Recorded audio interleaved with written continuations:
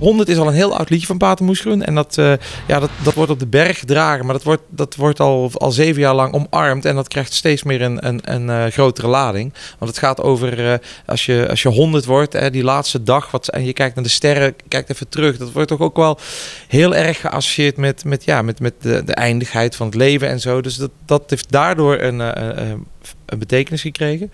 En dat is nu echt een soort van nummer van de Alpe 6 geworden. En de Club van 100, want dat vroeg je, hè?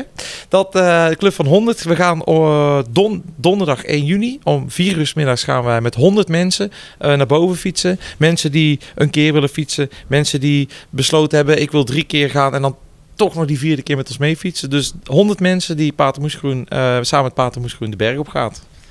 Dan kan ik me voorstellen dat mensen kijken en zeggen, nou, ik vind het heel sympathiek.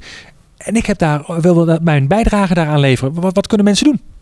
Ja, financieel sowieso. Dat kan via opgevenisgeenoptie.nl. Kunnen ze gewoon doneren. Je kan ook Pater Moesgroen steunen. Gewoon ons zoeken. Of iemand die je kent. Want daar rijden heel veel mensen mee. Doneren. Je kan een plaat doneren. Dat staat op onze Facebookpagina. Pater Moesgroen. Dus dat kan. Ja, anders op onze Facebookpagina staat eigenlijk van alles. Wat je kan doen en om ons te steunen. En aan ons denken, dat is al een hele goeie.